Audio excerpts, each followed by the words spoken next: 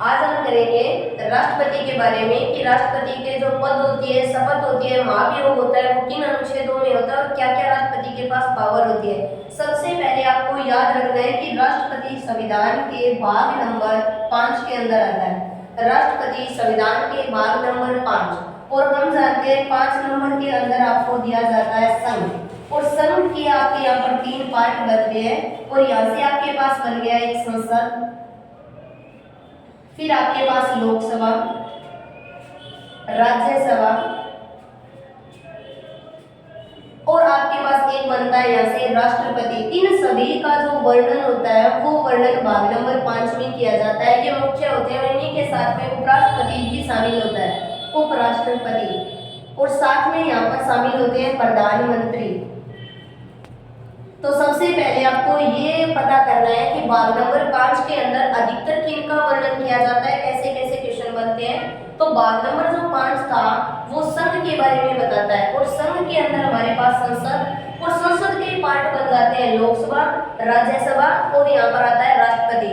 फिर यहीं पर भाग नंबर 5 में जिक्र होता है उपराष्ट्रपति और साथ में होता है यहाँ पर प्रधानमंत्री का, और प्रधानमंत्री के साथ में यहाँ पर महान्यायवादी जो होता है, महान्यायवादी, इनका वर्णन भी भाग नंबर 5 के अंदर मिलता है। अगर आपको भाग नंबर 5 तैयार करना है तो सबसे पहले इनके बारे में पता करना है। संसद क्या होती है, संसद में लोकसभा क्या होता है, राज्यसभा क्या होता है, राष्ट्रपति क्या है, उपराष्ट्रपति क्या है, प्रधानमंत्री क्या है या फिर महान्यायवादी, आज हम देखने वाले हैं। फिर देखिए भाग नंबर जो 5 है उनका अनुच्छेद होता है अनुच्छेद 52 से 151 तक।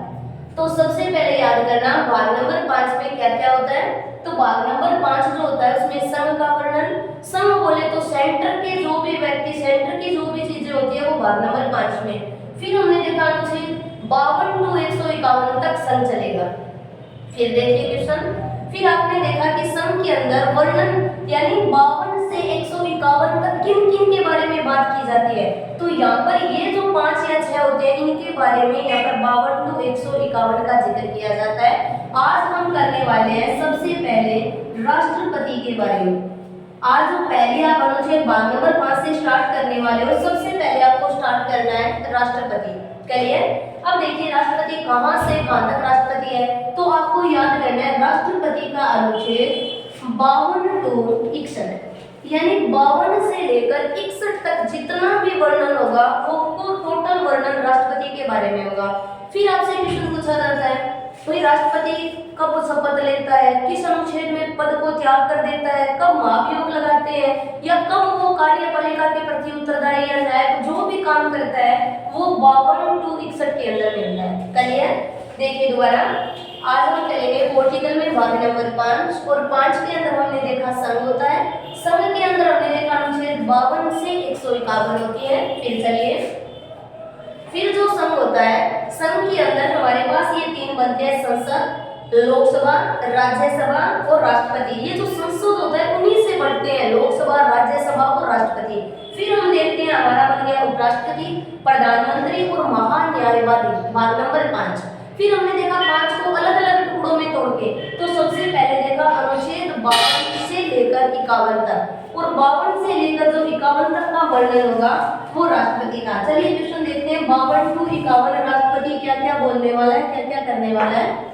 तो सबसे पहले आपको राष्ट्रपति की ट्रिक याद करनी है। राष्ट्रपति ट्रिक यानी राष्ट्रपति क्या क्या कौन कौन सा काम करता है उनके लिए आपको एक ट्रिक याद करनी है। करिए तो देखिए ट्रिक कैसे करनी है।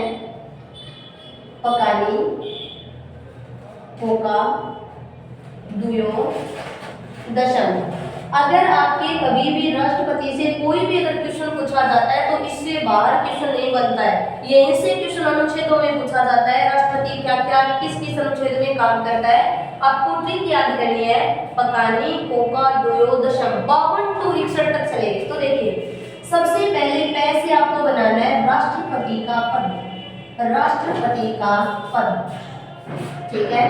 का से आपको बनाना है कार्यपालिका, पालिका के प्रति उत्तरदायी, यानी जो राष्ट्रपति होता है वो कार्यपालिका के उत्तरदायी होता है। ये संविधान के किस अनुच्छेद में बोला गया था। फिर आपसे पूछा जाएगा नी का होता है आपके पास निर्वाचन, राष्ट्रपति का जो निर्वाचन होता है अनुच्छेद किस में होगा।